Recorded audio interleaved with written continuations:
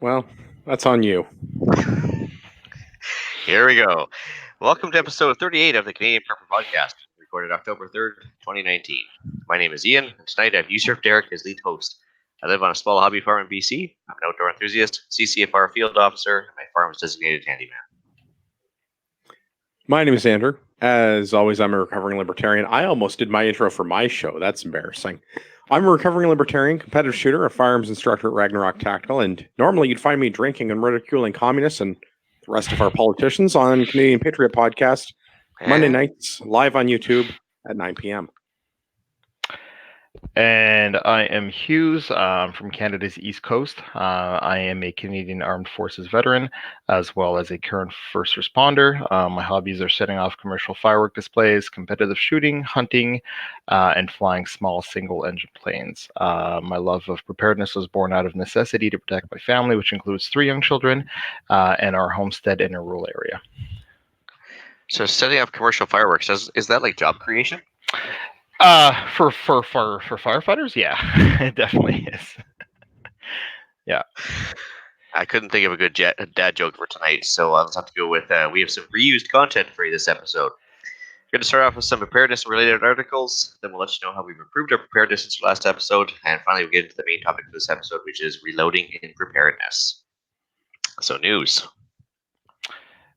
Yeah, I guess I can go first. So the article I found pretty interesting is the one that's predicting a really, really cold winter here in Canada, according to the Farmer's Almanac. Kind of following what's happening with the weather, especially being on the East Coast with hurricanes and all that kind of stuff, and looking forward to what the winter is. And so far, they're saying it's going to be a brutally cold winter that's going to drag on into the what we would typically have the spring months. So just really good to kind of think ahead and how you can better prepare yourself, knowing that the temperatures are going to be probably brutally cold this winter. Trying to figure out how they always get that so accurate with the Farmer's Almanac. I know. Scary. Farmer voodoo. For myself, I got an article on Hong Kong right now. I guess for the first time, the police actually started using live ammunition on protesters. So things are continuing to go downhill there. Don't hear much about it in mainstream press, though. Surprised it was even covered in MSN there. But interesting, to say the least. Injured hiker left behind. So on my side of the country, I left a news article in the show notes here. It was actually kind of funny. They had a group of people go out hiking. One person got injured, so they thought, well, they're slowing us down too much, so let's just leave them behind. So they left an injured hiker alone on a trail and went home. And so a good lesson on what not to do. They, so basically somebody had to come across them later on and, help them get help later on because they didn't even have a cell phone with them or anything. Pretty awesome. I don't understand how you would leave anybody behind. I mean, if you have to leave somebody to go get help, I could understand that, but to leave them and just go home and it's cool. That's I think you need some new friends there. Well, especially with if there's a group of them, why wouldn't they leave one person with a cell phone, maybe a blanket behind, and then the rest of you can go get help and go home or whatever? But I mean, divide and conquer. If there's 4 of you, one person stays with the injured hiker and 2 others, go out and seek help. But yeah, that's a little crazy. Yeah, it's pretty surprising when I read that, especially out here. It's like they think these people have hiking down pat out here, but I guess not. Anyway, do you have anything you want to cover off, Andrew? No, thank you. Right on. What we've done lately for preps? Don't have a sponsor right now, but Hughes, take it away. Sure. So we were here on the East Coast in Nova Scotia. We were hit pretty badly with Hurricane Dorian. It actually made direct landfall about 30 kilometers away from where I live. So that affected our region pretty badly. We were out of electricity for 3 days. So I've been working on replenishing the fuel stocks, as well as maintenance being performed on both of the generators, which ran pretty much 24/7 for the duration of the power outage, and the chainsaws, because we cleared a lot of dead trees and fallen trees in around the property and for some neighbors as well. I've also been doing some cold weather preparedness. So that's been underway with packing in some extra cold weather gear in both of our family vehicles, my truck and my wife's van, as well as repacking my get home bag, which I keep in the truck with some season appropriate gear. I've also done some enhancements to my home network because during the power outage, although I did have power, the local ISP did not have power for the switches in the area, so I was out for the count when it comes to internet. So I've added some UPSs for all the communication equipment, which is the modems, switches, routers in the house, as well as a cellular modem through Bell for an added backup and redundancy to the fiber optic internet that's coming into the house, just so we don't lose comms. And that's what I've done. But now you're making me feel like a slacker. Well, So- that was for the last month now, not the last week. So That's true, I guess. But yeah, actually, it was pretty awesome when we were watching some of your video there from the hurricane rolling through. There's a lot of trees down, a lot of stuff going on for sure. yeah, and for some people didn't have their power restored for 8 days. So we're lucky that we're on what's considered like a secondary highway. So it's a major thoroughfare for emergency vehicles and all that kind of stuff. So the grid that we're on typically gets restored pretty quickly after the hospitals and all that kind of stuff. But some people were out for 8 days, which is pretty bad. Hurricane Juan in 2003, some people were out of power for 19 days was the longest. Which, I mean, 20 days without power, that's, I mean, you know, it's like third world country type stuff, right? So Yeah, it's getting a little ridiculous at that point. As for myself, pretty much absolutely nothing done for preparedness. I've been working a lot, so I haven't really been home a whole lot, but luckily I do have some vacation coming up and my hunting trip coming up soon. So other than that, I basically just wrote some podcast material. Here I am. Andrew? So I went through, reorganized all of our long-term food storage and all of our ammunition storage. And I've also decided to upgrade my my long-range game. I'm putting together a new precision rifle. So I got an ultimatum precision deadline action with a 308 barrel from International Barrels, and just waiting on my chassis and some other parts to come. You know, key components, triggers, muzzle brakes, grips, etc. And then I'll have a new precision rifle for next year, or you know, any other activities that require me to invalidate a target at a reasonable distance. Excellent.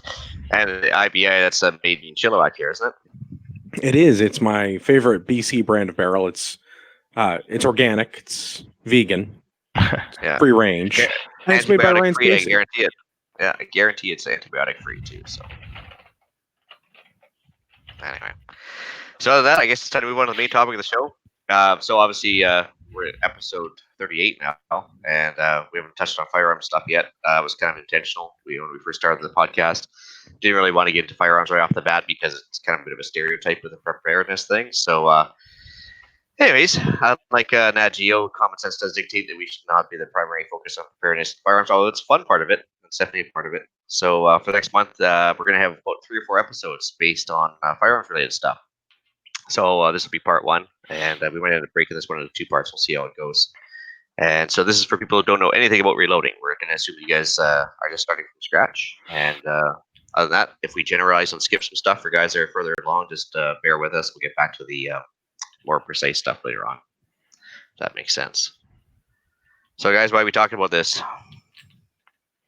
financials. I mean, it makes sense to reload, especially some commonly. I mean, for me, I reload right now 3 calibers, so 9mm, which I shoot a lot of in competition for both for training and for competition. 5.56 as well, which I shoot in competition, and then 308. So over the course of the last couple months, I've really stepped up my long range game, and I was buying match ammunition, which was about $2 a round. So I decided to start loading it, which was a lot cheaper, and I'm able to control the quality as well. So I mean, we could probably list off a slew of benefits when it comes to reloading, but really it comes down to cost for me, as well as quality control for the ammunition that is being produced as well. Those are the 2 big things that really come to mind, I guess. Yeah, I guess more shooting per dollar spent, or at least more consistent ammunition than anything else. Does that mean you actually shoot more, Andrew, or are you just going to save money? I spend the same amount of money, but I get to shoot more for that, and I'm okay with that trade-off. Actually, it's kind of funny. I got into this because of the Obama administration when they started doing their threats of with gun confiscations, and there's a big mass panic down for ammunition down the states. We got affected by that quite a bit. I think even now, 22 is still ridiculously expensive because people are still trying to hoard it. But I was kind of stuck with a couple ammunition shortages, so I just had to get into my own reloading, and that is certainly a way around any sort of panic buys or ammo shortages. So I mean, yes and no. I don't know if you remember about 2000 and I want to say it was 15 or so. There was a period where I just couldn't get powder for anything. Right. yeah, see, we were lucky because Cabela's just opened up here right around then, and they had a full stock of everything, so I was able to snatch up quite a bit of stuff. So I think I found no when you mentioned do I shoot more because I reload? I think for me the answer was no. But if you look at prior to me reloading my own ammunition, I was going through probably between 1,000 to 1,500 rounds a month for 9mm. So I haven't doubled that amount. It's just that the cost savings now are ridiculous, right? Because I'm still going through anywhere from 1,000 to 1,500 rounds a month for 9mm alone. So the cost savings that are being realized by me reloading that ammo are pretty significant. And at the same time as well, when you reload your own ammo, there's a lot of work that goes into it. So I don't necessarily pop off rounds for the fun of it now. I really appreciate the time and effort that it takes to actually make your own ammo. So I'm a lot more diligent when I'm at the range, not playing around as much. But yeah, that's just for me. I'm just in it kind of like for the cost savings as well, but I'm still shooting the same amount as I was when I was buying commercially made bulk ammo. cool. And stockpiles are fun, right? One less thing to worry about for the shortages that do happen. Stockpiles are fun. That Right. actually made my family's what do you call it? New Year's resolutions, I guess. Our goals for this year was to stock up 3 years worth of reloading supplies. Wow. Nice. Yeah, I'm So not going to yeah, say we made that goal necessarily, but I mean, I do have enough powder that I probably should register a magazine with the government. that's a noble goal, though. That's the way I look at it. But I mean, like if MNR wants to come and check that and make sure that I need an explosives permit, I mean, I'm game. Let's do this. Well, actually, I think we worked it out one time, wasn't it? It was like to actually exceed the limitations, you'd have to have enough powder for thousands of rounds. But I don't want you to confirm or deny that. I'm just saying, like, I mean, allegedly. it was very generous. Actually, oh, sorry, you go ahead, Ian. Sorry. It's actually it's very generous what they do allow you to keep at home. So I mean, it's in the measured in the kilos for sure. So which is good. Yeah, and I actually checked with my insurance because I carry commercial liability insurance when I do fireworks, and I do store fireworks in my shed here on my property prior to a show. And the insurance, I was asking them how much gunpowder I can store at home, or how much they're willing to insure the home that I'm storing, and they basically said it's hundreds of pounds. Like there's really no limit to what they see as being too much. So that's kind of interesting from an insurance perspective, I guess. Well, we mentioned the IBI barrels being environmentally friendly. So if you do have any green buddies that kind of give you the second glance, they're for mentioning reloading. It's like you are reducing and reusing with your brass. So hey, it's green friendly too, right? Right. That's right. So before you take our advice, guys, if you're watching this, shop around, double check what we're telling you. YouTube is your friend, right? I mean, there's tons of videos out there on any aspect of reloading that is probably more precise than what we're going to give tonight. I guess it's up to you guys to decide if the time savings or cost savings is worth it or most important to you. Just or email us or Andrew or anybody else. It's the information's out there, right? Yeah, and I just want to point out as well. I mean, there's been some really good deals lately, and this is in Canada. Certain online retailers here in Canada are selling like bulk packs of 9mm, like 2,000 rounds for $400 shipped. And when you kind of do the math on that, it's basically almost the same price to buy that commercially produced bulk ammo as it is to make my own ammo. So sometimes when you consider the cost of the equipment that's needed for reloading, as well as your time that goes into it, that's really going to be factored into it. So you got to look at the cost per round of what it takes to make your own ammo, and then look at the cost per round of acquiring that commercially produced bulk ammo. Unless you're looking for something like match ammo, then you're definitely going to see some cost savings by rolling your own. But when it comes to the bulk stuff, sometimes the prices are right in line with ammo that you reload yourself. So you have to look at those prices as well. Well, yeah, your time's worth money, right? Well, yeah, exactly. Yeah. Working hour fallacy thing in there, though. If your time is worth money, you have to be doing something to earn that income. If you're just going to be sitting at home drinking beer and watching TV, it would be more profitable for you to reload. That's true. I agree with that, but I think at the same time, there's only so many. I mean, with 3 young kids and being, having a full-time job and doing other things as well, there's only so many hours I can dedicate to my hobbies.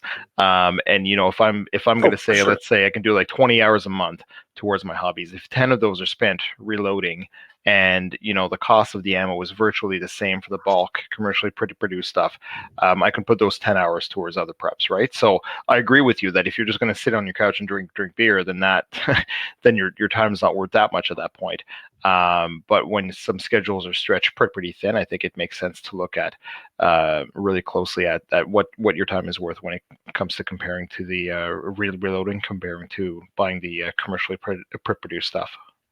Yeah, I agree with that. I just don't like when there are people that get into that argument. Well, I make $42 an hour, and I could. Right. Well, yeah, but you have to actually be working and making them. If you're doing something else, then your time is only worth so much money when you're not actually producing an income. So yeah, Right, spending time with 100%. your kids or working on other preps, yeah, that all makes sense. But if you're, sitting on your couch drinking beer and watching TV, you could probably be doing something more productive. All right. Yeah, unless you're doing actual dedicated overtime that's going straight to reloading or straight to ammunition costs, then I guess you're absolutely right. So rimfire ammunition, we won't be talking about that tonight because that can't be reloaded because of the way the primer is set up in the actual brass. Plus, it's such a cheap little price per round; it's not really worth your effort, I think. Because it can't be reloaded at all. Shotgun ammo, for like shotgun shells, it's actually harder to reload than cartridges because there's an extra step involved. So I think we'll skip that one for tonight as well. So as far as this goes, it turns into a secondary hobby pretty fast, doesn't it? It does, and I mean it's like anything else with firearms, right? It's sort of what you make it. It's as complicated as you want it to be, and it's as much time involved in as you want it to be. Yeah, for sure. Right? You don't have to go out and start neck turning brass. It'll make better brass, but it's not a thing that you need to do. Yeah. Right, and it all depends, I think, what you're going after, right? Because, like I mentioned in the beginning of the show, I'm doing 9mm, 5.56, and 308. And the 308, I'm basically creating match ammunition, so I'm using the highest quality components for everything. I really am a lot more diligent when I'm reloading that ammo than when I'm reloading, the 9mm, which I use for plinking all day, right? So I think there's a difference there if you're loading just to get some cheap bulk ammunition for plinking, or if you're looking to get some match ammunition for long range stuff, right? Yes. Can I ask you about your 308? Because I'd like to compare notes. I also reload for 308 for precision. Yeah, for sure. So what are you looking at cost per round reloaded versus what you would be shooting equivalent factory? So the factory match ammunition was about $2 a round. I think it came up to about $1.97 a round. And the match ammunition that I'm really reloading, I'm about $1.02 a round. So I'm doing about 95 cents savings compared to the factory match ammunition. And I've been experimenting. What I'll do is I'll typically do 20 rounds with a certain amount of powder, certain type of bullet, and all that kind of stuff. And then I'll go to the range. I'll test those out. I'll typically bring like 2 or 3 different types of rounds that I've made, bring those out to the range, fire them in groups of 5, and see what I'm getting for results. And then once I found the round that work well, or a combination that works well, that's what I stick with with, but it was a lot of trial and error at the beginning to see what my gun liked, how well it was performing at what distances. Like right now, the range that I'm at only allows me to fire up to 500 yards. So that's the maximum distance that I can fire up to at that range. So it was really a trial and error to find the best way to produce a bullet at home or a round at home that would work well on my gun.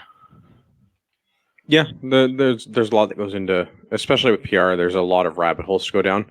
I'm doing a little better than 50% savings. I load 155 Lapua CNRs with Lapua brass, and as long as I get at least five firings out of a case, my cost is under $1.10 a round. The factory Lapua equivalent, the 155 CNR 308, is $280 for me to go and buy.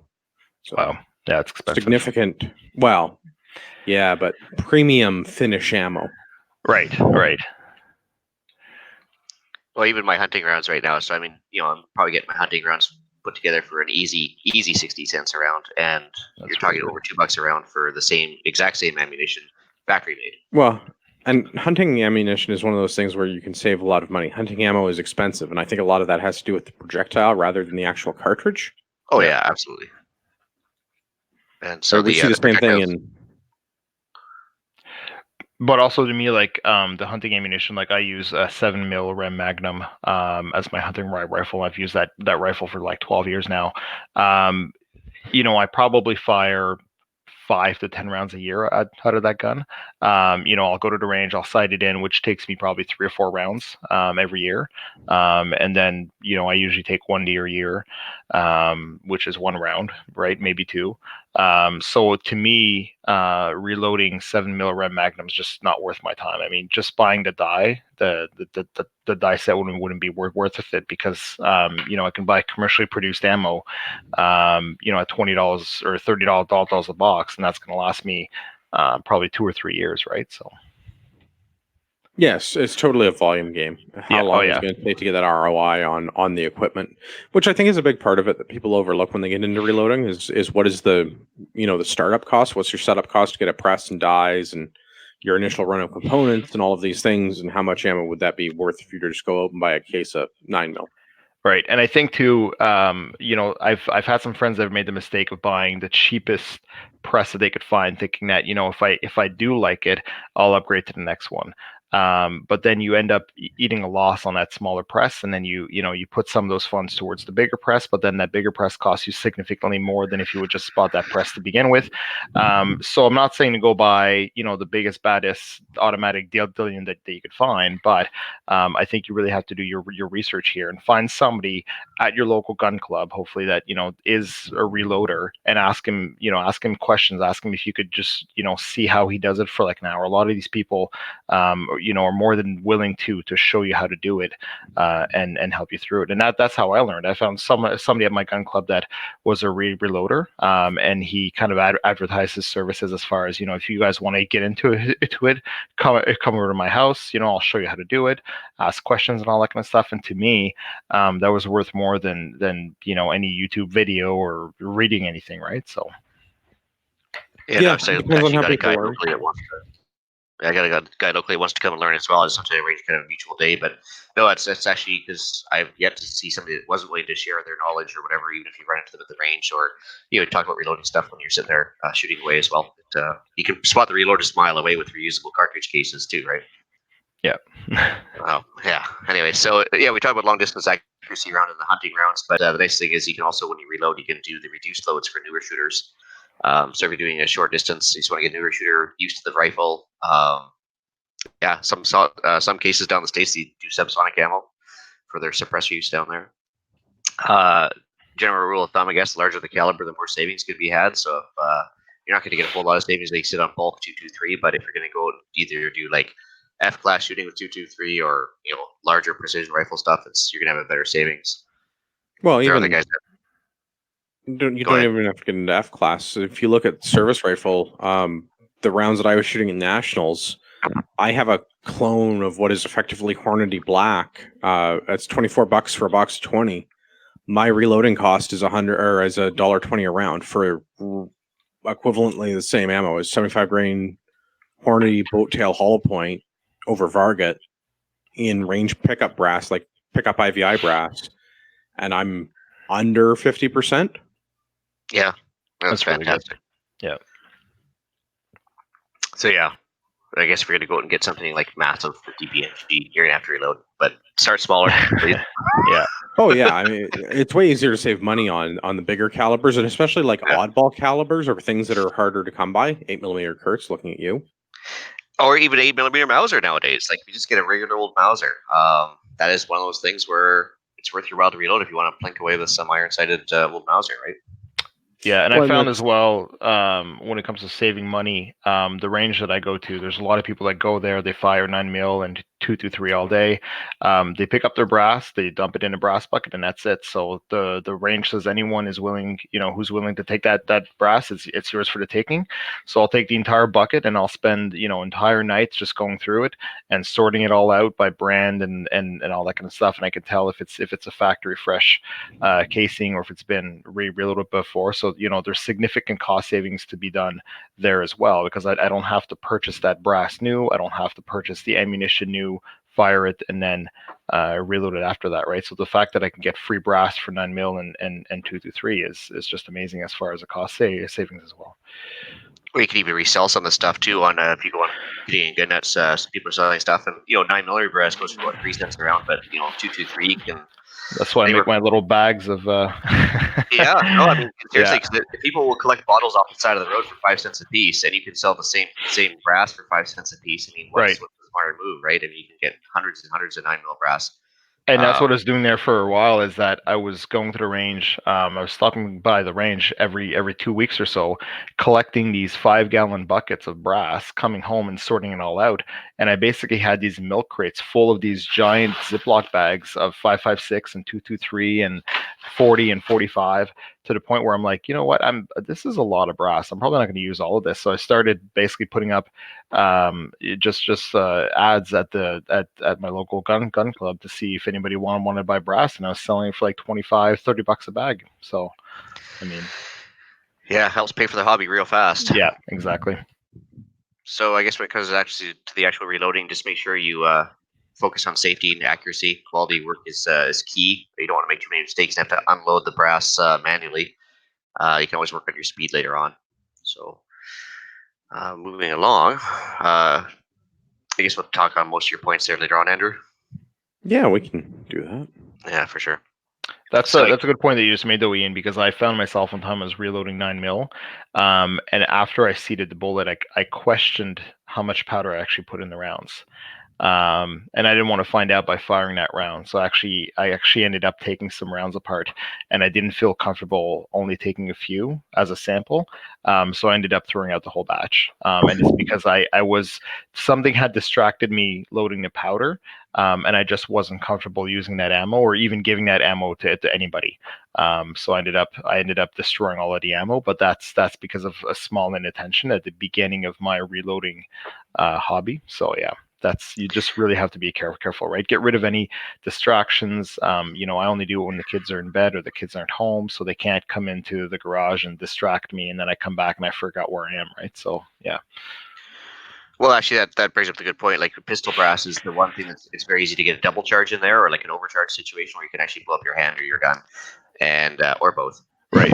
And there's a story of somebody at my range a few years ago that actually he ended up using fast burning pistol powder in a rifle round, and he did that accidentally. He put in the right amount of powder, but it was the wrong type of powder, and he basically ended up blowing the receiver part on his rifle. So it's little things like that as well, right? So.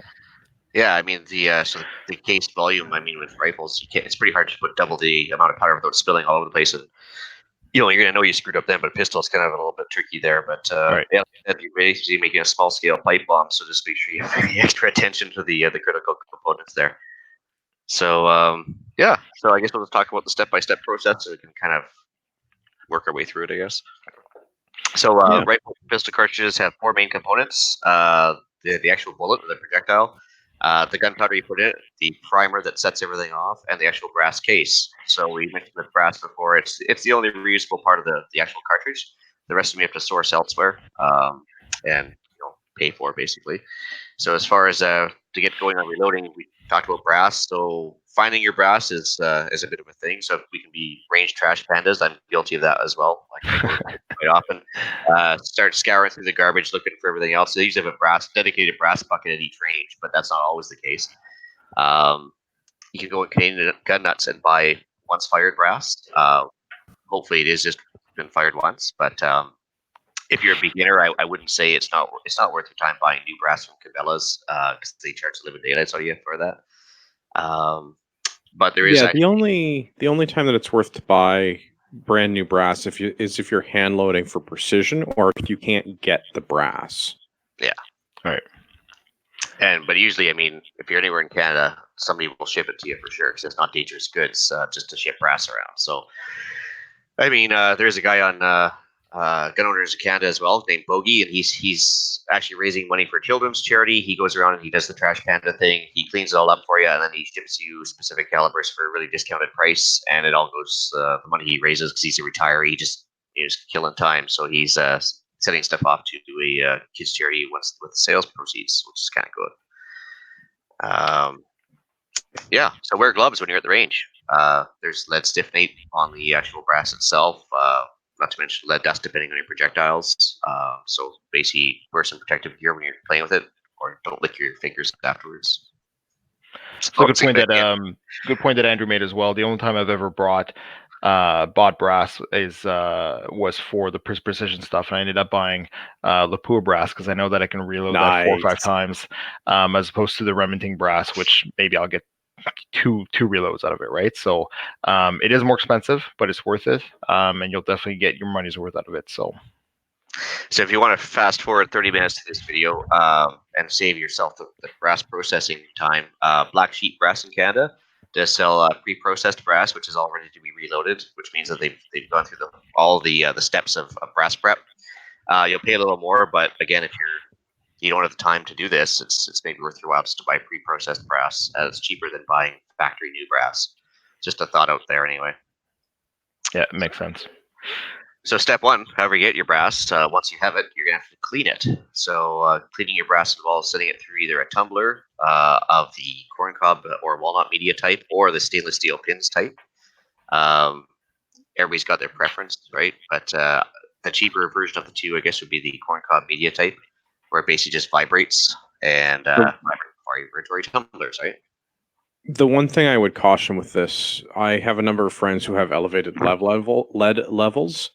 I would not recommend using a vibratory tumbler to clean brass in your home. Put that crap outside where you can't breathe it in. Lead dust gets on everything. It contaminates everything. It's not pleasant. No one wants heavy metal poisoning. Yeah, don't do this in your house. Yeah, one of the guys that was going to be on the show tonight, unfortunately, couldn't make it. But yeah, he's got some elevated lead levels that he has to deal with as well. So if you're going to use these vibratory tumblers, yeah, put it outside. Make sure you take care of your media. Treat it with protective gear like a dust mask, gloves. Keep their media clean. You can reuse it as well.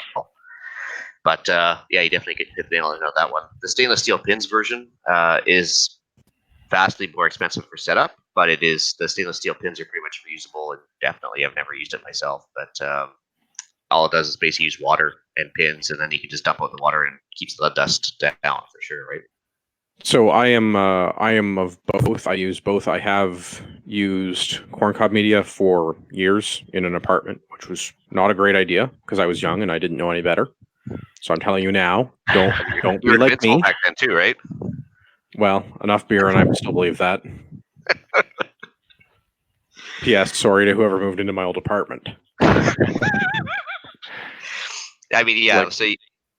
So you can clean up the media, but you just have to basically rinse it out in a pillowcase. I use some simple green on it, and it is actually fairly reusable. It eventually you'll go through it, but you will. I would recommend making the investment into going into stainless steel tumbling. Stainless steel does result in cleaner brass, and you don't have to deal with the elevated lead levels that come from the lead dust on everything.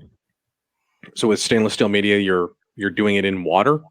The stainless steel pins get rinsed and put back into the tumbler, and you're just separating the media the same as you would with dry. The only difference is that you're separating brass and pins from water, whereas you're separating brass and corn cob. Yeah. That's a good point. Yep. So once your brass is cleaned up, I guess also before we forget, with the stainless steel, you're going to have to make sure it gets dried thoroughly before you start moving on to the process versus the corn cob. It's relatively dry to start with, right? I mean, allegedly, but I've not seen it be a problem. It's stainless steel. Like, just don't store it in water. Yeah, It's no, I not mean like a thing that you have to lay out to thoroughly dry. You mean the brass, right? No, I meant the brass. Yeah, so I've actually made use of an old food dehydrator. I just put all the brass on the racks. There's 8 racks, so it's 8 cubic feet worth of space. Put all the brass in there, and I turned it on to, I think it's like 160 degrees Fahrenheit for like an hour, and then you've got nice, warm, dry brass. I mean, it's a quick and easy way to do it. Yeah, it could be better. Don't put it in your oven. Your wife doesn't like that. Yeah, your wife doesn't like that. Yeah. All right, so once you source your brass, we got to move on to the actual brass prep itself. So you're going to need a press to get started with the process. Presses come in single stage or progressive. So I guess we got to tackle those definitions as well. Yeah, So that's easy. So single stage, every time you move the arm on the press, the working components of the press, it does one step. Brass goes up, brass comes down. On a progressive press, every time you work the arm, however many stations are on your press, all of the pieces of brass do one step and then move on to the next one in a semi-automated fashion. Fully semi-automatic. Sounds like a liberal term. Yeah, exactly. And once you get going on that, of course, every time you pull the arm on the progressive press, it's like a slot machine that always pays, right? It's always cranking out a completed round once you get up to speed, and which is nice. The one thing that's worth mentioning with this is there's a middle press. There's a turret press where you can manually index the dies on the top of the press, but you're moving a single piece of brass at a time, whereas on a progressive, you're moving multiple pieces of brasses through many stations. Yeah. So generally discourage the. Generally discouraged, sorry. I would generally discourage the use of a turret press. It's simpler to either use a single stage because it's super simple. You do one thing at a time, or you go to progressive and you all the steps at the same time on multiple pieces of brass. Turret presses don't, in my mind, serve a lot of purpose. Mm-hmm. Yeah, no, I agree with that for sure. I mean, the nice thing about the progressive is that once you get up, everything, all the stations are filled. It turns out to be less pulls of the handle per round completed. But the single stage is definitely, I'd say, easier and more intuitive to start up with. And so I think as a beginner, if you're doing rifle brass, especially, just the single stage is probably the way to go, I would think. So, my opinion, get a single stage press because you're going to use it for stuff anyway. It's not a thing that's going to sit idle. So even if you're going to do high volume reloading of like pistol brass or 223 that you're going to do on a progressive, still get a single stage because you're still going to find there's stuff that you need to deal with off of the progressive press, and a single stage is the right place to do that, unless you have a second progressive press, in which case go nuts. Yeah. I've got a single stage and a progressive, and I use the progressive for 9mm and 5.56, and I use my single stage, which is what I originally started off with, for reloading to 308 precision stuff. But I agree with Andrew that there's things that you can do on the single stage. So if you have both, they're not, like as Andrew said, they're not going to sit idle. You're definitely going to find a use for them. So. So I got the same setup as you, Hughes. Oh yeah, that's good. Yeah. Yeah. No. Go ahead, Andrew. Sorry. I was going to say the single stage is probably easier for a new person to manage, as you're only dealing with one thing at a time versus on the progressive, where depending on the brand of progressive, you're dealing with between 5 and 7 things happening at the same time.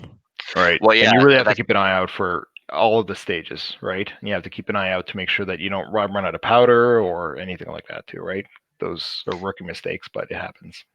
Or in certain versions, you can worry about that double charge in the pistol rounds too, right? If you're not paying attention to which stage you're at for as far as pulling the handle, it is a pitfall for sure. But also with the single stage, because you're going to most likely rifle on that one, you're going to see the cost savings, I guess, right away versus the pistol, which is a smaller cost savings depending on what you're doing, I guess. Well, I guess that's the other thing that's worth mentioning is with single stages. There is a theory amongst reloaders that a single stage can be a more accurate, repeatable solution because of less moving parts and tighter tolerances, because you're only dealing with a single ram and a single set of linkages. Mhm. So I don't know how much I buy into that, because I've seen single stage Lee presses that wobble all over the place, where I've seen Dylan 550s that don't wobble at all. So I'm not sure how much I believe in the whole single stage being more repeatable, more accurate, but definitely easier to deal with one action at a time versus 5 to 7, depending on your brand of progressive press. That's Oh, a good yeah. point, Andrew. And I think I've got that mentality because the Dylan single stage press that I have, I find that, and maybe it's just a mental game, but I find there's more repeatability and more consistency in it than the progressive stage or than the progressive press. Yeah, It I could be a think mental in game, right? general, But yeah, it makes sense. Less moving parts, it should be more repeatable, but I think it's going to vary a lot by manufacturer. Your low end cheap Lee versus your more expensive single stage Dylan. I think the Dylan's going to win all day, but like your progressive Dylan is probably also more consistent than your single stage Lee. It's just a right, pricing thing, right? right. Yeah, you right. get what you pay for no matter what. I guess with the brands, we should talk about that quickly too. Like at the bottom end, like you mentioned, there's Lee, and you're Well, work your I way don't off. know that it's necessarily fair to call them the bottom end. They're just the less expensive option, right? There's still a lifetime warranty on them. You definitely Yeah, get there's what you still, pay for when it comes to reloading stuff. You yeah, I get think what you're you still pay going to for. get decent value for money. But I mean, yeah, they've all. I think pretty much all of them have lifetime warranties, or at least reduced cost warranties. Like usually they'll send you a lot of stuff under warranty, like even our CVS, all of them. But like I said, so quote unquote bottom Lee, working with like Hornby, there's Lyman, RCBS, then there's uh, Dylan, then there's of course at the very top there's the Redding, I guess. But I don't know anybody that has Redding stuff nowadays. I don't know anybody, no. Yeah, I would say the popular progressives are probably Dylan's, although we're a Hornady house and we use Hornady where I live. But I But find Dylan, as I think, is well, the popular progressive. when you mention, the Lee that wobbles all over the place as well, I think what's just as important as the type of press that you buy or the manufacturer of the press is how you mount it and what you mount it to. I've seen people mount it to $30 Canadian Tire workbenches, and it's just a no go, right, guys? Like you have to mount it to something that's solid. Yeah, it's got to be on a solid mount, something big and heavy and bolted down, so it's not going to move or flex. Yeah, like I built my own reloading bench, and it's all built out of 2x6s, and it's got a 2-inch deck on it, so it's not, there's nothing that's going to move on there, right? So Yeah, and you can I use any think plywood or anything. that's a big part of it. I think I'm on my, I don't know, third or fourth iteration of bench, and I think I finally settled on a design that I like. The next step will be to build a house around the bench so the bench doesn't move at all. Are you gonna be able to move it to the next house? Well, that's like up until this point, I've been building benches because I've been living in homes that I don't own, and now that I live in a home that I do own, the next thing will be to move into a garage that I'm never leaving, and I'll just build the garage around the press. Makes Just sense. bolt it right into the concrete. Yeah, that's fair. So once you get the press, I guess we got to move on to step 2 after 40 minutes in. So yeah, step 2, decapping and resizing with the brass. So decapping means removing the spent primer, and resizing, you're just returning it to the original factory, or what they call the SAMI specs. What does SAMI stand for? Does anybody know? Can't remember. The shooting are no, it's in French. I should totally have this. I should totally have this. Sorry, we'll put an intern on it. But Sporting anyway, Arms and Ammunition Manufacturers Institute. There you go. Yeah, so every cartridge has a SAMI spec, so which includes like overall case length, dimensions of the brass, the bullet. So when you run a piece of brass through the resizing die, it returns it to the original spec, so it allows you to chamber in your rifle properly. So as far as dies, we mentioned a couple. Sorry, can I just stop you there just for 1 second, Yeah. Ian? One thing I found when it comes to resizing is I don't want to be second guessing my tools. I've been at a stage of my life where I bought cheap tools. I'm gonna, like some Mastercraft tools and all that kind of stuff. And I'm specifically gonna call out Mastercraft calipers that were probably $20, and they had zero consistency. Like I could take the same steel rod and measure it 3 times, and I would get a different size every time. It's really worth investing in a good quality pair of calipers like Mitutoyo. You can get some that are actually certified. They're going to cost you around $150 or so, but you're not going to question your tool. And when you're reloading and resizing brass and you're checking the sizes, if you're questioning your tool because you get a different size every time, that's not good. Buy a good set of digital calipers like Mitutoyo, and you're not going to question your tools. I just wanted to add that because I've made that mistake, and I'm never going to make that mistake again. So I use the old dial calipers, like the actual mechanical ones, just because, well, we can say they're EMP proof too for fun, but honestly, I just find them that they're more consistent than the Mastercraft ones. Yeah, I did the Mastercraft thing with dial calipers. I was going to talk about those later on, but yeah, they're inconsistent like you wouldn't believe. So I was like thinking I was doing something wrong, but in reality, it was just the calipers that were all over the map. So. right, I mean, when you're checking the same piece of brass 3 times and it's off by 0.003 of an inch every time, I can't do it. So yeah. I guess outside of the other reloading tools, that's worth mentioning is the measuring aspect of this is vast. There's all kinds of things that can be measured, and accurate measuring tools are going to cost a lot of money. Right. Yeah. Right. Like it doesn't matter if we're talking about powder throws or if we're talking about calipers or neck tensions or any of those things that measure, because we're measuring things that are measured in 10,000ths of an inch, or a grain, which 8,000 grains in a pound, 7,000 grains in a pound, something like that, right? That's like we're talking about very, very fine measurements. So equipment that can accurately and repeatedly measure at those very fine increments is going to be expensive. Yeah, I think in order to do this, you got to be mildly OCD to begin with. So you don't want to send yourself into a tizzy because you can't get an accurate measurement on anything. So. And every once in a while, I mean, I'll say every 50 rounds, I'll calibrate the equipment just to be sure that it's still on spec, right? Just getting into those habits as well, right? So once you got the press and the dies come in various brands.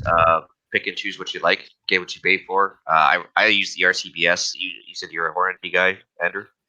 I am. Well, not for dies, but for presses.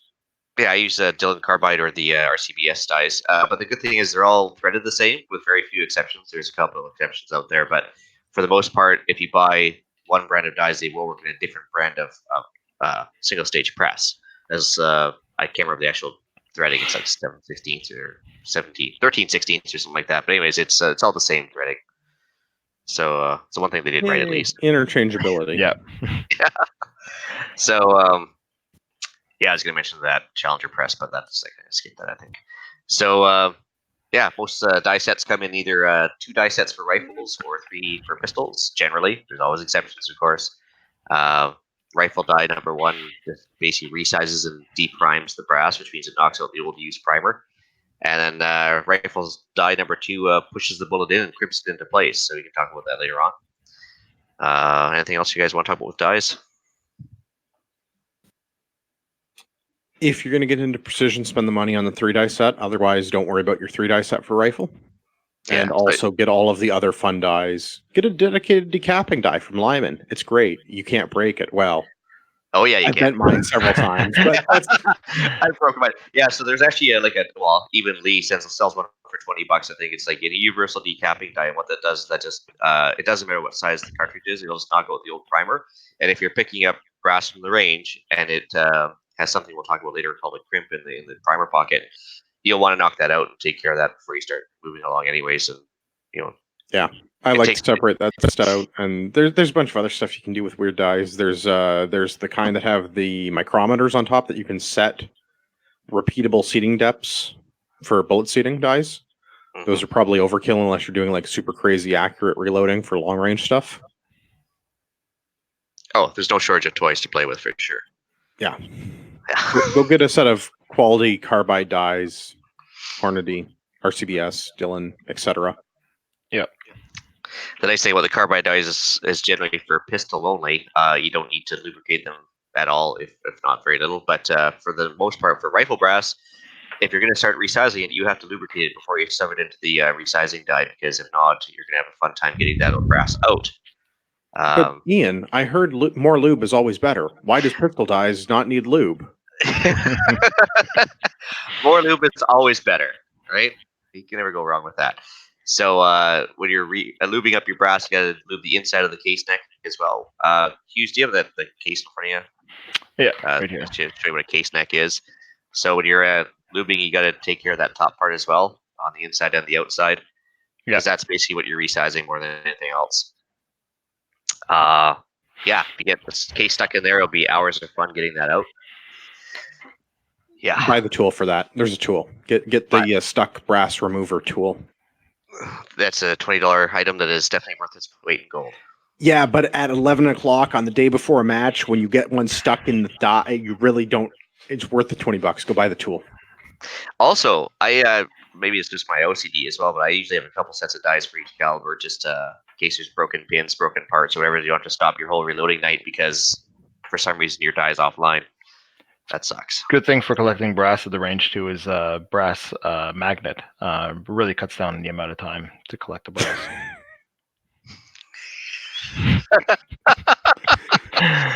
Okay, so yeah, brass not being magnetic. I remember takes- we were. Well, I was fresh in the military, and we were at the range. And when you're in the military, you have to collect your brass. And the instructors were leading some of my comrades to believe that they had magnets to pick up the brass, and I was just shaking my head. I was like, "Come on, guys, really?" Well, the good news is that it would separate the steel brass from everything you can't reload. Sure, but the military only uses brass. Brass. Yeah. Yeah, but if you go to every like a public range, you'll see lots of steel rusted out brass on the ground that can't be reloaded. And it's also got the wrong primers on them. Just leave them alone. Right. Just don't touch that stuff. Yeah.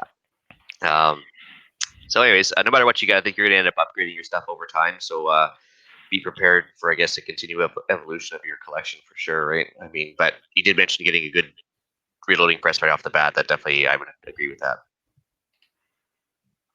Yeah. Moving on. Case trimming. So once you get the brass resized and you get the old primer knocked out, you have to trim down the original length of the case down to the original spec as well, because as you fire shouldered bullets, like Hughes was showing on the screen there before, they do stretch out quite a bit. Meaning in a thousandth of an inch. But basically that little part there is going to get a little longer than it originally was. So there is some tools available. Cheap and expensive to trim brass down, but of course, the more money you spend, usually the faster the job will get done. There is a what do you use, Andrew? Little Crow Gunworks World's Finest Case Trimmer, which is a caliber-specific tool that gets trucked into a drill or drill press or some other type of a motor, and you put the brass into it, and it works like a little, sort of like an end mill. I think it is just an end mill inside of a little, like a little die. Yeah, that's exactly what I use too. So I mean, they're not cheap. They were over only about 60 Canadian or something like that, or maybe 90 Canadian. I can't remember what it was.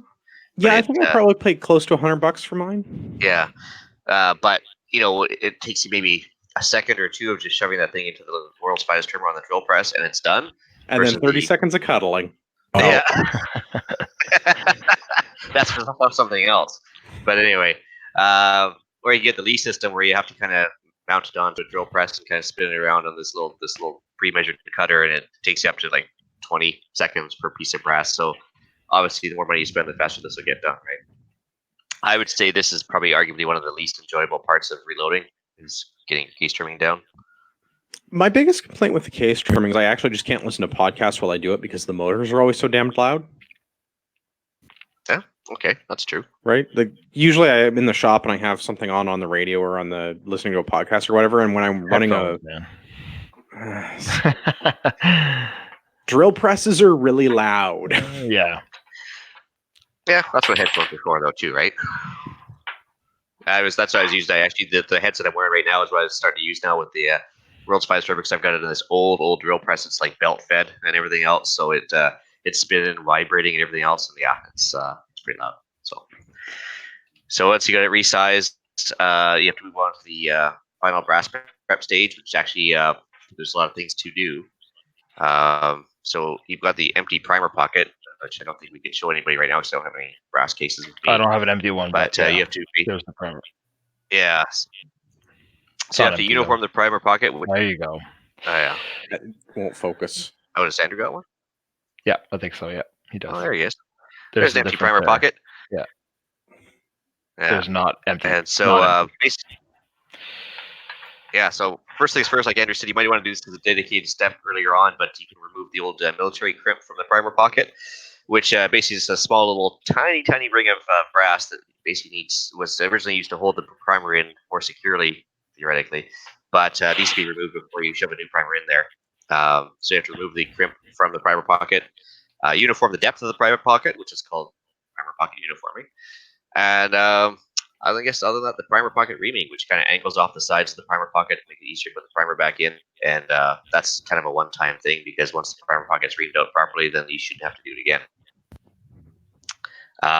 You have to clean the primer pocket out of the old gunk, so there's probably some leftover lead stiffenate and other stuff in there, burnt powder, whatever. Yeah, so that's got to get cleaned out. You'll probably see a nice shiny pocket afterwards.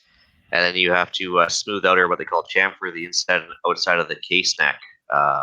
The actual case mouth to put the projectile back in there a little more easily.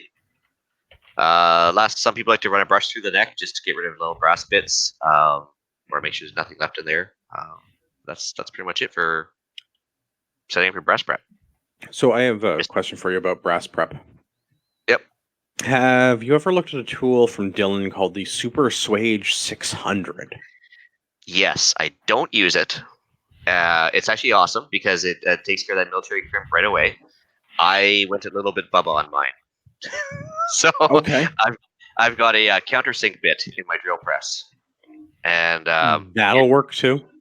Yeah, so basically I take just a carpenter's countersink bit that allows you to pre-angle a hole in the wood for the screws. And basically it's spinning in the drill press, and I take the brass and just gently shove it up there for about half a second.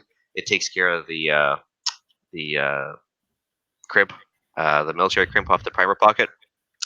Probably takes a little more brass off than I should, but it's not as probably fine. It's probably fine. And so yeah, I've been using that so far because I just don't want to spend the $100 and some odd bucks for a Super Swage off Dylan. Although those things are pretty awesome too. So that would be my if you're going to pick up a lot of crimped brass and reuse it. Particularly, this is common with 556 223 brass. If you have access to military surplus brass of some variety, that's typically where you see the crimp is on military brass, on 556 brass. If you have 5-gallon pails full of it, strongly recommend spend the $110 US, buy the Dylan Super Swage 600. It makes your life way easier. If you're going to do 2 or 3, it's not worth it. If you're going to do a bucket full of them, though, makes life way better. Yeah, I mean, even the primer pocket reamer theoretically can get rid of that crimp, but it's a little bit more time intensive, a lot more effort to get it on there. A lot more work. As someone with access to military surplus brass, allegedly, and bucket loads to go through, doing it all on a little electric device versus doing it in the Super Swage. The Super Swage is way faster. Oh yeah, no, for sure. I would absolutely agree with that. There are these case prep centers available that have like little, a set of spinning heads that actually each spinning head has a specific tool on it for all the stuff we just mentioned. So you can just go around the little circle of the spinning heads, and one will like actually ream your primer pocket, the other one will uniform it, the other one will clean it out, and everything else. They do save a lot of time. Or there are hand tools available to do all this stuff, but it depends on how much time you want to spend on your hobby, I guess, right? I guess it comes down to a volume thing again, right? So if you're reloading 308 precision, you're doing 20, 40 rounds a month, then it's probably not worth it. But yeah, if you're doing high volume 556, then yeah, for sure. Yeah. So once the brass prep is all done, you're actually ready to start reloading. Took us an hour to get here, but we'll get her done here. So to actually make the ammo, you have to reprime and drop a powder charge into the brass. So primers go in the bottom of the case. Andrew showed the empty pocket there before. So the primer comes in various forms. It's specific to either large or small rifle, large or small pistol. There are some other primers out there like for pistol magnums and rifle magnums and stuff. But generally, there's 4 main ones. There's various brands available. I try and use the same brand all the time. I don't know if you guys have a preference for brands at all. CCI. CCI They're consistent next door nicely. Well, so that makes a 3-fer on that one. We all use CCI brands. I find them consistent. They definitely withstand semi-autos very well. Some primers are really soft, and and there is a possibility of setting off the round accidentally with the loose firing pins on some semi-autos. Haven't heard of it happening, but they say it's a thing. So anyway, powder, it's bought by the pound generally and measured in grains. We talked about 7,000 grains per pound. Most of your charges for the bullets are going to be measured in grains. I don't know when they're not, but anyways, that's how they're measured. If you wanted to convert to carats or grams, some people do use micrograms over in Europe and stuff. And actually, it's super common in Europe to measure powder charges in grams. Mm-hmm. Yeah. Not for us though. We're still like bimetrical. We still use imperial measurements for a lot of stuff. So yeah, like grains, a super common imperial measurement. Exactly. Happens all the time. I weigh 800 stone and 6 grains. I get 13 farthings to the yard arm, and that's the way I likes it. Anyway, to prime your brass, there are hand primers available. So you can get primer tools available for your single stage press. I've used everything from the Lee Auto Prime, which is a handheld primer thing, to actually ones that push the primer right from the bottom. Dylan Progressive presses as one of the stages. After they knocked out the old primer, they almost immediately shove a new primer in, which is fine for pistol and stuff. But sometimes with rifle, you want to clean that primer pocket out before you let it do that. But there's 1,000 different ways to prime these things. As a prepper, it's always nice to have at least 2 ways of doing it, right? Nothing. No, it's true. Yeah. So anyways, once you got your primer back in, you're going to want to add powder, which is probably the most critical thing to take care of and research on. So you need load data to determine how much powder to use safely. You also need a means to measure your powder charge. You can't just fill the case up at the top and say good to go. Wait, what? You can't? Really? Yeah, hilarity's going to ensue otherwise, I guess. So the powder dispensers, they come in volumetric or and dispenser scale types, I guess. So there's like everything from just a powder drop, where it has a volumetric preset amount that you can adjust. Just drop the same volume of powder every time. There's ones that she can spin out a little powder charge onto a scale and do it right down to the 10th of a grain. Obviously, the more you spend, the more toys you're going to get with that too, right? Yes, and if anyone has an extra $400 kicking around, I would love an RCBS Charge Master. You want to donate $400 to the show?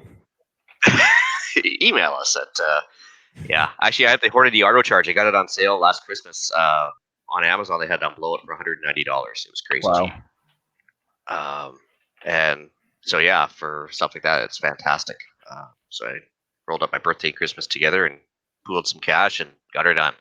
Yeah, because those are like $450. It was a crazy blowout price. So wow, it took like 6 weeks to get here via the U.S. Postal Service, but that's fine. Yeah. Anyway, I use a digital scale for a lot of single rifle charges, but they're pretty sensitive. Like even if you walk around the room or if you have overhead fluorescent lights, a slight breeze on them, you can have the scale kind of go up and down because like I said, it's on 10ths of a grain, so it can get pretty crazy. There are beam scales to measure your powder with. Old school. I actually bought an old Reading beam scale from the local gun show that last month, and it's oil dampened, so it actually slows down a lot faster. It's kind of neat. The cost is usually the same for these either these auto charges or anything else to do it. If you get a super duper expensive beam scale, you probably pay just as much money if you really wanted to, right? Yep. Yeah. The thing to bear in mind with beam scales is the teeth over time may wear. They have to be repointed. It's just like keeping a saw sharp or anything else, right? Like it's little ridges. So over time, those can wear and give you less accurate powder charges. But in general, beam scale is pretty hard to screw up. Yeah. Well, and of course, keeping with that motif, that the beam scales again are EMP proof. So, but the digital scales get you way more accuracy. If you need to fine tune a powder load, there's also something called a powder trickler that will allow you to almost add it by the particular grain of powder and fine tune your loads if you're not happy with the results from your volumetric dispenser.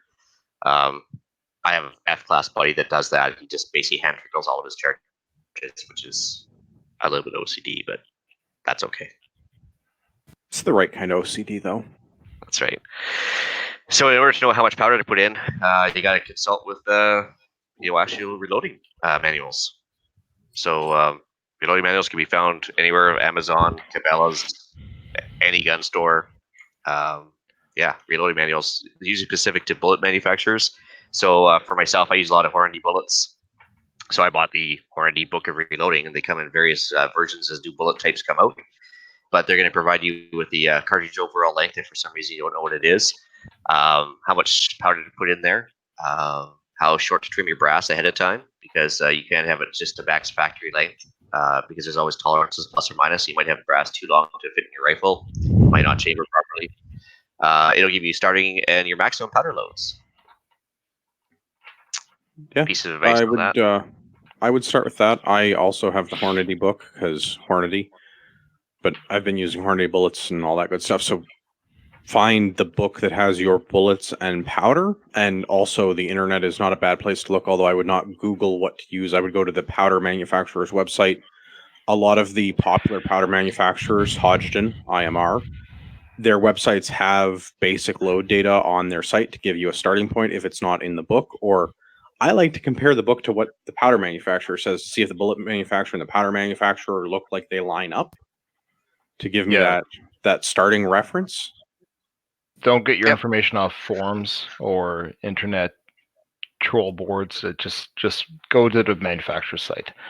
Yeah, 100%. It's worthwhile to go to the manufacturer's site. Don't just Google what should I load in my 9mm. That's not going to get you a good result. But if you're going to load Hodgdon powder, go to Hodgdon's website and look up your powder. Yeah. And I mean, no matter what they say, they'll give you a minimum and maximum powder load. Don't go with the maximum right off the bat, because rifles are different across the board. So start with either your minimum or a certain percentage off the top, whatever you're comfortable with. Work your way up, to say the least. Different rifles have different accuracy results with different loads. So I mean, that's one of the nice things about reloading is you can adjust your powder load to what works best for your rifle. Yeah, I wouldn't recommend that people go out and start trying to build the most accurate precision rifle F-class bench rest load ever the first time that they use the hand loading tools. That's probably not a recipe for success. Right. No, I think shooting cheap is a good way to start. Yeah, go and load some cheap 9mm. Yeah. Pretty hard to screw up straight wall cases. Start with something easy. Yeah, so like 357, although 9mm theoretically is tapered, it's basically a straight wall. 45. It's treated as a straight wall. Yeah. Straight wall, yeah. 40, 38, all that stuff, yeah. Yeah, so anything like that is super easy way to start. But there are some symptoms that if you are putting too much powder in your cartridge for whatever, you might notice the primers popping out the back. That's a definite sign of overpressure, so keep an eye on. If anything doesn't look normal, it would be really bad. You're going to see stuff before you pop primers. You're going to see some other things. Primers coming out would be a very bad day. Yeah, that's what I'm saying. So, do you want to describe what primer flattening would look like? Well, I can. Basically, if you push the primer in too far, there's a problem there as well. You're going to affect the efficacy of the primer, and it might not even work at all, I guess, theoretically. Oh, I mean for overpressure, if you see primer flattening. Yeah, go for it if you want to.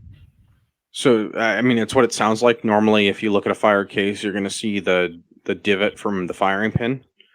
Flattened primers, the contour on the edge of the primer around where the edge of the primer pocket is will look like it's flush. Normally, the edge of the primer should look sort of tapered, so it's not flat. If the primer's been struck and you have the divot and it looks flat, you're getting flattening. That would be one of the first observable signs of overpressure. You'll get that before you get popped primers. The other thing you're going to observe at about the same time that you start getting popped primers is split cases. That's also bad. You shouldn't be having ruptured cases. Well, that's also something we forgot to mention too. When you're picking up your brass off the range, if there's any sort of cracks or anything else, don't use it. Yeah, that's either means it's been used too many times or it's gone through some overpressure issues. Yeah, there's two different kinds of rupture that you'll see. Either parallel with the body of the cartridge, so like between the bullet and the primer, you'll see the side of the case, either at the case neck or in the case body, will have a fissure in it. That's That's bad. That's from overpressure. The other thing you'll see is case head separations. So that's parallel to the case head. So the bottom of the case where the primer goes into, you'll start to see that change color. It looks like machine wear on the brass. It starts to change color and look like it's been overworked. It's difficult to describe what that looks like, but it's too shiny, and you'll see that all the way around the diameter of the case, all the way around the outside the case, parallel to the case head where the cartridge stamping information is. You'll start to see that separate, and that's because the brass has started to overwork. When Ian talked earlier about trimming brass, what happens when the brass is fired is the brass will flow. It's not a metallurgically accurate term, but the brass will flow forward into the path of least resistance. The brass will want to travel down the barrel during overpressure because the brass is being forced to expand and then rapidly contract after firing.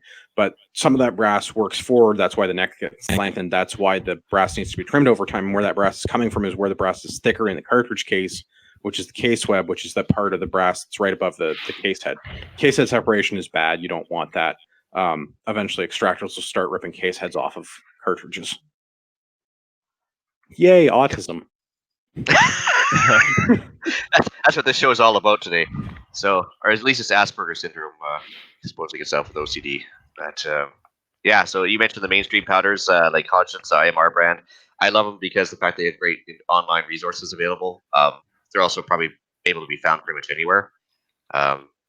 At my local store, everybody carries them, so that's nice. You can order them online as well through Cabela's. Yeah, so if you're going to start out, just start with like a more mainstream brand than some obscure stuff. I do believe they're offering some Chinese-made powders and primers on certain stores. I'm not sure if I 100% go behind those. Yeah, I'm not. I would stick with a well-known, well-published North American or European-made powder. Hodgdon, IMR, and I will butcher the spelling, but the Lapua powder, Vituri Vurit. However you say that. Yes, them. It's Finnish. Glurpen, Gleben, Gloppen, etc. I remember that song. Yeah, no, it's Finnish. I've never used that stuff at all, but yeah, it's out there. Alliance. There's also other brands, but I'd say those Hodgdon's IMR is probably the way to go. Last step, I guess, coming up. So seating the bullet, crimping it into place is next last step. So seating basically involves pushing the bullet far enough in to be less than the max cartridge overall length, or hole, as they would like to found it, or like to call it in the reloading book. So once you see the bullet, you might have to crimp it into place. So I don't suppose you guys got a loose round there, do you? I don't know. Just the brass. So crimp is pinching the brass basically onto the bullet, for lack of a better, simpler term. You don't need to crimp a bullet unless you either have a cannular, which is like the ridgy ring on the projectile, or if you had to slightly bell out or expand the brass during resizing for pistol brass, then you're going to definitely need to squish it back into place. Some people don't crimp at all. Some people have to crimp the living daylights out of it. It's all personal preference and I guess results oriented. Question or comments on that? I mean, the more it's crimped, the higher the operating pressure will be, and that's a factor that'll come into play with your reloading, because operating pressures matter. So the more crimped, the higher the pressure is going to be before the bullet's released. Two kinds of crimping to be aware of: roll crimping and taper crimping. They work differently. They do the same thing. If you're going to have a dedicated crimping station on a progressive press, I would strongly recommend for pistol cartridges looking at taper crimp dies, particularly the Lee die. Actually, the factory taper crimp die from Lee is actually very good. Other than that, crimping is one of those things that you have to sort of try and adjust. If you don't crimp 5.56, for example, the recoil from firing the rifle may dislodge the bullets that are still in the cartridges in your magazine prior to firing. You have not used enough crimp. You can also cause extremely high pressures, too much crimp. It's true. Good point. Yep. So that's it. You made it through the reloading process. So the last step is the fun one. To unload the bullets, just merely squeeze the trigger, then start the whole process over again. What? We're not going to talk about like kinetic and the other kind of puller? Kinetic and collet. No, that's not it. No, I What's think the one we'll. you put in the press? Oh, you mean to unload it as far as like if you screw up or whatever? Yeah, Yeah, the the kinetic collet bullet puller. puller, and is it a collet puller? The one that goes in the press? Yeah. Get, So get if one you of actually those. do make You're a gonna mistake, screw yeah, it up at some point. Get those. yeah. So if you actually do screw up your cartridge making, you realize down the road that you've made 50 cartridges with way too much powder in them, or maybe you somehow didn't put powder in them, which does occasionally I've happen. seen that happen. Yeah. So there's a kinetic puller, which basically looks like a glorified hammer. So basically, it allows you to place the cartridge inside this cavity inside this hammer-looking thing, and you give it a couple wraps on a solid surface, not wood. Wood doesn't work. More like a rock hardness type of thing. Concrete floors, and just gentle taps. It'll eventually squeeze the bullet out, or knock the bullet out. And then the collet puller is actually like use your reloading press to, I guess, gently grip the bullet while you remove it. And usually it makes the bullet reusable still. Yeah, the But- collet puller should leave a small surface mark that shouldn't cause any performance issues, and the kinetic puller shouldn't leave any marks, but the kinetic puller tends to be messier because it will throw powder all over the effing place. Right. Yeah. Don't put your rounds in a vise and use vise grips on a bullet eater. Don't do that stuff. You're just gonna ruin everything. Yeah, don't do that. Seen people do that too. Don't do that. So the one question I had from a couple of listeners was where to source equipment and reloading components. So that's not an easy answer, but I did mention The he had to shop. internet. Yeah, the interwebs is a thing, but shop around. I mean, there's no rush to get a lot of this stuff. So if you wait for sales, like Black Friday is kind of famous for having sales on a lot of this stuff. Wait for the sales and stock it deep to maximize your savings. That's one way to do it. I mean, So your the local time gun comes. shop is probably a good place to start. You'll find a lot of gun shops have or can get reloading components. Depending on your shop, there may or may not be a premium with that. So I price compare. got my Dylan Progressive from Cabela's last year. They had a sale on it. It was like $200 off. And then sometimes I'll look at the points on my credit card and I'll just get a gift card for Cabela's. Last year I got one for $500, so I put that towards the press, and press really didn't cost me all that much, right? But you can find some pretty good deals online for that kind of stuff too. Like Ian mentioned, there's some stuff on Amazon. If you just keep an eye out, there's a lot of reloading stuff on Amazon that you can get pretty cheaply, and eBay as well. Yeah, so for projectiles, powder, and primers, I got Budget Shooter Supply here in the Vancouver area. He's really good. Ships by Canpar because of the powder and primers being theoretically dangerous goods, so they can't use Canada Post. Cabela's and Bass Pro, what they do have sales on quite a bit. Projectile prices are never really that good though. There's a place called Fast Toys Performance in Winnipeg that sells the locally made Campro bullets from Canada here. Not a bad price, not great, but not bad. Local gun store you mentioned. We talked about Black Sheep Brass, selling some pre-prepped brass. Saves a lot of time, at least. And then Yeah, last but not, go ahead.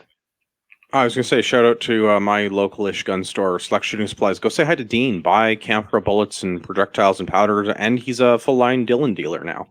Also, So, go if you're in Southern Ontario, go to Select Shooting Supplies, but also wherever you are, go to your local store because it's probably going to be cheaper to buy powder than have it shipped to you because the hazmat fees suck. Yeah, that's a good point. Yeah. Yeah, I mean, and Dean from Select, he's been a pretty good representative of the shooting sports industry for a long time, and he's gone through his episodes lately with some crazy customers. So he needs a good shout out for sure. Projectiles and brasses. So if you want to get some cheaper like used presses, brass or projectiles, usually somebody's got a bunch of projectiles on clear out on Canadian Gun Nuts' equipment exchange. Usually get us dies there for $30 as well.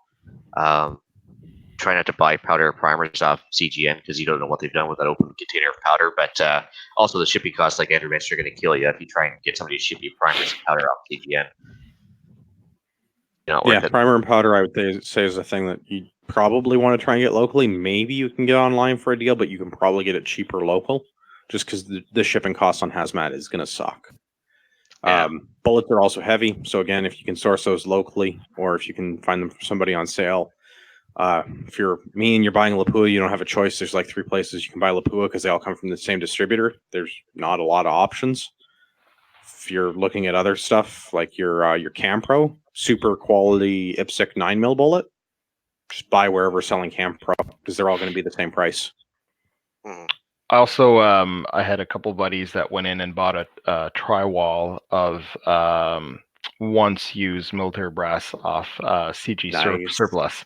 It was expensive because I mean just the price of brass to recycle is expensive, but it was all 5.56 and it was a tri-wall that was a couple 100 pounds of brass. So not saying that's the way to start off, but that was a really good deal. Yeah, I've seen those on the government surplus site where they have like literally you mentioned like by the pallet load of Yeah. brass. Don't they have to demill some of those, or is that? Supposed to already be demilled because it's been fired. It's scrap metal, but be careful if you're buying on the GC website. Make sure it's not listed as machine gun fired brass. C9s are very, very hard on brass. Right. This was all so the stuff that they bought was all fired out of the C7s and C8s, and they had some NATO 9mm as well casings. So Yeah, so they made it okay. They made it okay. Just because Yep. they'll usually list it if it's machine gun fire brass, like it'll say that in the description on the GC website. yeah, Just and I think don't buy the machine gun fired brass. the GC surplus site they used to sell like it used to be like you had to buy 10 pallets of brass, which was like an ridiculous amount of money. Now they're actually splitting it up into like single pallets or single tri-walls of brass because they know that reloaders want to buy this stuff as opposed to somebody buying 10 pallets for the recycling costs of it, right? So so that's good. Yeah, so I mean, if you're gonna start out, I guess just try to stick with the same brand of bullets as often as you can. Like, well, I think Andrew, you mentioned it as well, but I mean, like Hornady bullets for myself. Forget whether it be for hunting or whatever you want to use it for. That way, you don't have to use as many reloading data books. I Well, find that's part of the other thing with this is when you go through and you start building up a load that you and your gun are happy with, you don't want to keep messing around with it. So being able to, like for plinking ammo, I just always load Campro 223 or 9mm. Just it's cheap, it's consistent. It has some amount of tolerance batch to batch, but like it's 147 grain 9mm Campro is basically 147 grain every time. Yeah. More you get one heavy one, you get one light one now and then, but like they're reasonably consistent for what they are for the price that you're paying, and then you don't have to mess around with reloading recipes and changing things. And same thing with powder and primer. Like find the one that works, buy it in bulk, just keep using that one. If you want to mess around and play with stuff, yeah, okay, go nuts. Buy 100 of that primer, 100 in this primer, but like then you get into this whole you're not reloading to shoot anymore. Now you're reloading to reload because now you've developed yourself a new hobby. Yeah, exactly. And if you want to expand that hobby, you can always cast your own bullets too, right? Well, and this is what I mean, like you get into this whole there's all this other stuff with reloading. You can talk about neck turning and fire forming and chamfering and getting a zero ed case trimmer, and there's all this other stuff that you can do, and there's lots of rabbit holes to go down. You could start with something simple like relatively straight wall cases like pistol cartridges. Yeah, absolutely. Then you can get into all the other fun rabbit holes. So for the more information, I put a couple of YouTubers on there. There's a couple of guys that do a lot of reloading on YouTube. There's actually a reloading podcast out there called the Reloading Podcast. If you want to listen to that, Fortune Cookie 45 LC. I watch a lot of his stuff online for reloading. But basically, if you're looking to reload a certain caliber, just Google reloading whatever caliber, put it on YouTube, and you'll be shocked what you find. There's tons of stuff out there. Yeah. Do you have any book recommendations for people that are more readers rather than YouTubers? Well, as far as nobody's putting out too many show books on reloading. There's the ABCs of reloading. I remember was a good one, but that's old now. I mean, when was that published back in the 60s or 70s? 60s or 70s, yeah. Yeah. I have the 6th edition of that book, and I learned how to reload on that book because I didn't know anybody that reloaded when I started. Yeah, I got that one, and I ended up not using it as much as learning how to do stuff on YouTube actually.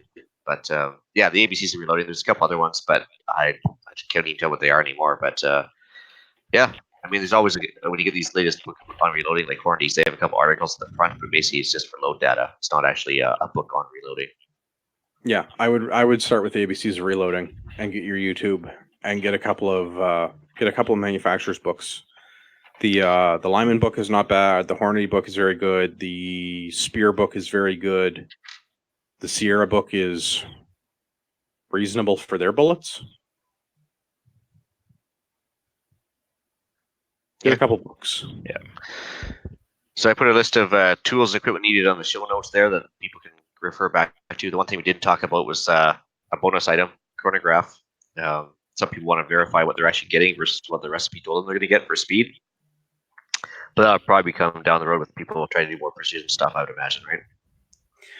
Yeah, when you get into competition, not even precision stuff. If you're going to load for handgun, if you're doing competitive action handgun sports like IPSC or IDPA, you have to meet a certain power factor threshold. Power factor, yeah. So you will need to be able to tell how fast your bullet is going, and no, you can't eyeball it. Yeah. Well, power factor is a combination of bullet weight, speed, and I can't remember something else involved, wasn't there? Caliber, I guess. Nah, bullet weight and speed. Yeah, that's okay. So you have to be minimum power factor in order to be, I guess, a legal competitor, or else they just disregard your results. That's correct, right?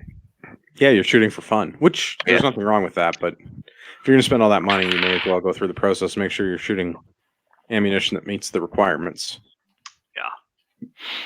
So, I mean, most of the stuff we mentioned is one-time buys that last for life. So, and we mentioned that most of the presses have some sort of lifetime warranty. I like Dillon's because basically no questions asked. When I got my press, it was actually missing a couple parts.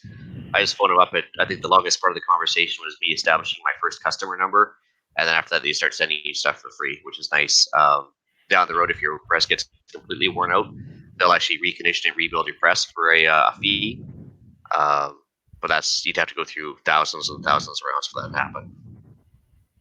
Yeah, my experience with Hornady's been the same. If I have anything that breaks or wears out, I call them and they ship me usually half a dozen of whatever it is. Yeah. Well, I've broken pawls and I've broken springs and I've broken the primer feeder on my Hornady seems to be particularly fussy. But I think that I have 3 spares now because the last time I broke one, they just sent me a box full. Nice. Well, I even bought some used RCBS dies off CTN there, and one of them had their center rod was spent. That was swell. So I phoned up RCBS, told them what happened, and they didn't sell the local RCBS parts at Cabela's or any of the local gun stores or anything. So I phoned them up down the States, told them what I needed. They're like, oh, we'll give you one of those under warranty. And so same day it was in the mail, and it was in my house in 3 days across the border. It was amazing. So yeah, and I told them it was a new set, and I wasn't the original owner and everything. They're like, yeah, that's fine. Yeah, lifetime. And for them, it's lifetime. And I think that's true of almost all of the press and part manufacturers. I think so. I can't think of anybody that doesn't have some sort of unconditional or very limited conditional lifetime warranty. Hornady, Dillon, RCBS, they'll all, if you call them, you get new stuff. Lee, I understand, does that, although I do not buy Lee components to be able to confirm that. Well, you got a couple of Lee things floating around in my house, but only because I didn't know any better.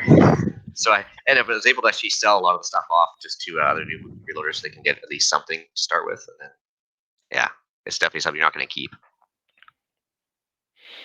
But, well, I guess it's time to move on to the podcast challenge. Let's see here. It's funny, Eric hasn't joined us yet. So the podcast challenge this week is just to cost it out to see if it works for you. So I threw a reloading cost calculator into the show notes here, which will allow you to plug in, powder, primer, projectile costs, which will allow you to compare the cost per round with what you're paying and how much spare time you have to determine what your time is worth, and maybe see if this is actually something you want to get into. It's just not for everybody. I mean, some people don't have the time or don't have the patience for the fine work required, I guess, or the detail-oriented work. But I definitely say a takeaway for this one is the less common calibers with the higher round usage, like we talked about the Mauser or whatever. If you're burning through a lot of those, this might be for you. So, or precision stuff, like we mentioned, right? Oh, and then there's all kinds of other toys to buy on top of Ian's suggested list in the show notes. Oh yeah, that's the basic list. I mean, have you heard about our Lord and Savior neck tension? No? Well, you're going to spend a couple $100 on tools for that. Yeah. It's just like anything else. I think there's no limit to the amount of money you can spend doing this. And before you know it, you've got like an auto everything. So, yeah. Episode closing, guys.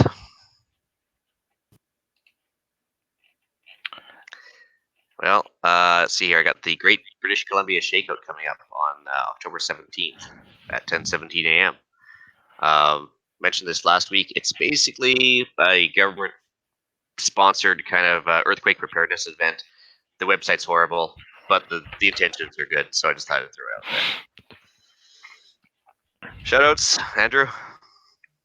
I'm gonna give my wife a shout out because she puts up with my ridiculous hobbies and allows me time in the garage to make all of the ammo that I shoot every year. And she allows you to come on extra podcast during the week too. Yes. No shoutouts for me this week. I'm good. All right, I got two of them. One for the 90-year-old man trapped in the 35-year-old's body. He knows who he is. He's a stealth prepper, it turns out. That was actually kind of nice to hear. So yeah, fantastic. I'm glad he's on the program. Yesterday's coworker was a surprise too. He's going to start listening as of tonight, so hopefully he comes back for more episodes of the prepper goodness for dispensing here. iTunes reviews, we're still at the 1 4-star and 1 1-star that's bugging Eric so much. 34 5 stars. We got a nice long lengthy letter here. Hughes, you want to read this one out? You want me to? Yeah, please. Okay, so it says, "Hi guys, I'm a fairly new listener. I've been listening to the other CPP for several months now, and have recently been getting caught up back on your catalog. So far, I love the show and have been learning lots from each episode. I never really considered myself a prepper, but the more I listen to you guys, the more I realize I've been prepping for years. I work in highway construction, which has me living out of a trailer and constantly moving around BC and Alberta, as well as trips to Ontario and back every year to visit family. This has, of course, led me to various truck and trailer breakdowns, and with each new one, new tools and equipment have been added to the toolbox to make it quicker and easier next time. I now at any given time have the tools in my truck to repair just about anything that could happen, as long as I can find the parts. Also 2 spare tires for the trailer, because 2 is 1 and 1 is none, which is a prepper rule. Most recently, I had a wheel bearing fail. Partway through a 10-hour drive, I was able to replace it and continue with just 4-hour delay. I started on keto and IF back in January, and I've since lost 60 pounds. Congratulations. I've also seen many of the same personal improvements in my everyday life that you all described in the keto episode. I've been using NordVPN for over a year. I am admittedly slacking on the IFAK but am working on rectifying that. I'm planning on getting into reloading soon as I can afford the initial setup. I've been saving brass forever, and I'm also planning on doing the amateur radio operator exam during the off season this winter as well. Anyways, back on topic, the most recent podcast challenge. I have attached my picture of my Dakota jacket, and I'm comfortable sleeping in it. Recently purchased from Mark's Work Warehouse for sale at $69, if I remember correctly. And then a classic snap-on toque that previously belonged to my grandfather. I've slept in this already.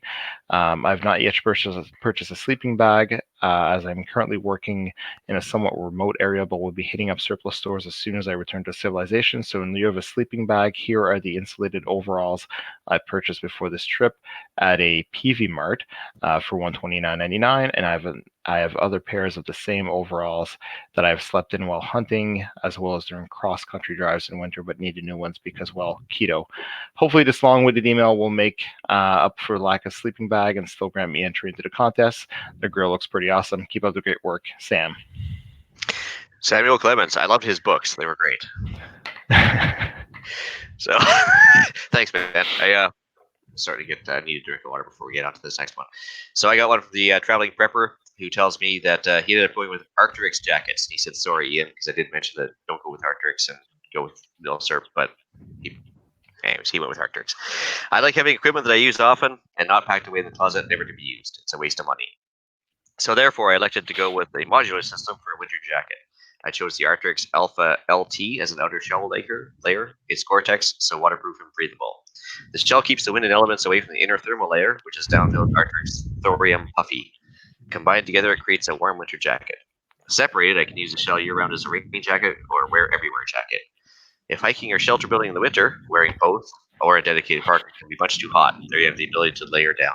The shell's color is a dark muted navy blue. The inner layer is just black. Gray Man Theory was in mind for the color choice, as neon red would stick out, both in the woods and in the city. Overall, the cost for the two jackets came below that of an equivalent quality winter parka, and in addition, I have a year-long use out of them as opposed to just one season. Cheers from the traveling prepper. Well, he's got a good point there, I guess. Rather than getting the milsurp jacket, he's going with the layer system, which is nothing wrong with that either, right? Makes sense. Yeah. And that's about it. I think it's time for the outro. So I guess I have to bring episode 38 of the Canadian Prepper Podcast to an end. You can find the podcast on iTunes, Podbean, Spotify, or your favorite podcast app. Please help us out. Take a few minutes to submit a review. It helps other people find us. You can also find us at prepperpodcast.ca and on Facebook. You can reach Ian directly by emailing me at theislandretreat@gmail.com. And we record these shows on StreamYard. If you want early peek at the shows, please subscribe to the YouTube channel Canadian Prepper Podcast and click on the notifications tab. This gives you alerts when we're going live. And you can reach me, Hughes, at hfxprepper@gmail.com. And I've got my own YouTube channel as well, which is hfxprepper if you just search that in YouTube. Normally, you can find me at Canadian Patriot Podcast. We have a website. Listen to us on iTunes, etc., etc. For my favorite author, if you need an IFAC, or if you're not Sam Clemens and you just want an IFAC, check out RagnarokTactical.ca. Use the discount code Patriot at checkout. I don't have any tourniquets right now, though. TACOM and stuff. We'll get more, I promise. All right. So if Eric was here, he would tell you to please check out rapidsurvival.com and email him at feedback@prepperpodcast.ca while still buying prepper gear at Rapid Survival. So thanks for joining us, and tune in for the next episode when we're going to be talking about, finally, firearms legal defense. So until next time, be prepared, stay safe, and it's up to you, Hughes. Have a great night. Works for me. I don't know.